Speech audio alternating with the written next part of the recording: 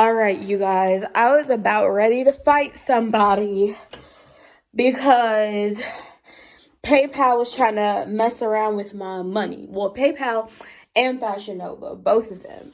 So first and foremost, PayPal makes it so freaking difficult for you to dispute a transaction. You will literally have to be able to get on the phone and talk with someone to get anything done with like a dispute. So I was trying to do it online. Of course, they were acting like I couldn't do nothing, so I called. I literally hate automated voice systems. They're so annoying. They ask useless questions. Representatives are the only time I can ever get things that I need to be done.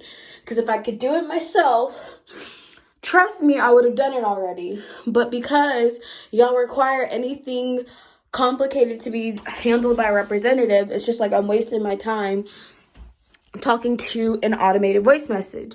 So I finally get on the line with someone at PayPal, and I'm like explaining to her, y'all, I have this gross pimple, please ignore it. I'm explaining to her the situation, what happened. I'm like, hey, I had done this order, but it was returned, and I had opened a dispute, and they closed it because they said I didn't respond. And I was like, I didn't see like an email. And she was like, yeah, so after 10 days, if you don't respond, we can't escalate it. And I was like, bish, no, you's finna get me my money back, because I was about to get real upset. I'm like, no, that's like stealing my money.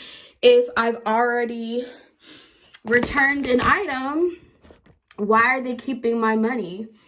So basically, Fashionnova tried to give me. This is why I'm probably never going to use Fashionnova. And honestly, I'm probably not going to order stuff through PayPal again because it's harder to dispute your transaction. Well, actually, I think it's mainly just Fashionnova. Like, don't order things on Fashionnova where it can't be returned in store for you to easily get your money back. So, Fashionnova got my return. Then I had to pay almost $16 to get back or to ship out to them. And then they tried to issue me a gift card, and I let the lady on the phone know. I'm like, they gave me a gift card, but I'm not shopping there ever again. So I want my money back. I'm not going to shop at Fashionnova. I'm not going to use this gift card. If I use that gift card, that's the only way they wouldn't be able to. But I'm like, I'm not using this gift card, so I want my money back. And she was like, okay. I'm like, that's why I'm just outright disputing it. If I've given them my items back, they shouldn't hold on to my money. So luckily, I had the tracking number for when I returned it, and she was able to verify that my items were shipped back and delivered. So she was like, yeah, I was able to dispute it, and you're going to get the full amount back. Because also, best believe, Fashionnova does not give you back the full amount either. They take it was minus the shipping and if I had a discount or something. So Fashionnova wasn't even giving me my full amount back in the little gift card they tried to send me. Not to mention that I had to pay $16 to ship it out. So all in all, I'm never ordering from Fashionnova again. I don't want to deal with it. I don't care how many people. It's just too complicated.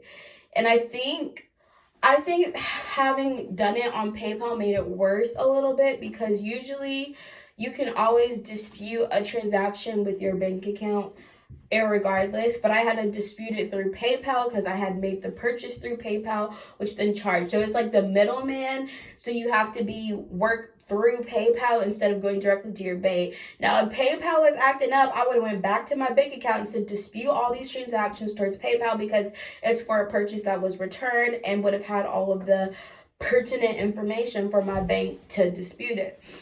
But PayPal decided to act right and give me my money back. So that's the other thing I just wanted to let y'all know. If a store ever tries to tell you you can only get store credit only, they're lying. They're lying. You can always dispute that transaction once you've returned it with your bank and get the money back into your account.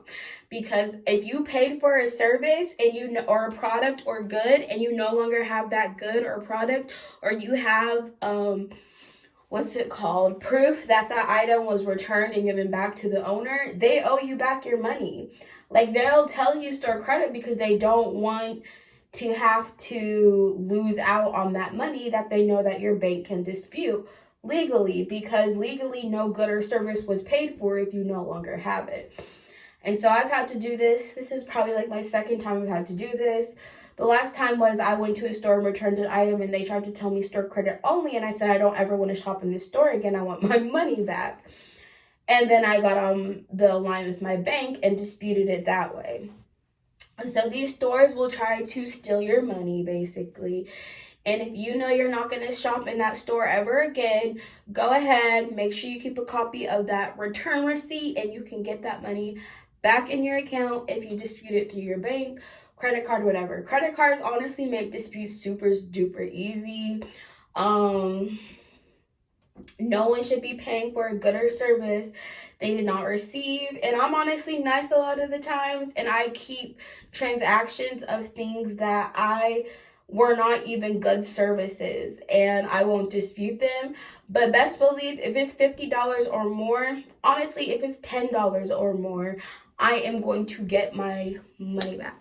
So that's my rant video for today. It worked out in my favor, and I'm so happy. She said I should get my money in like 3 to 5 days. So yeah.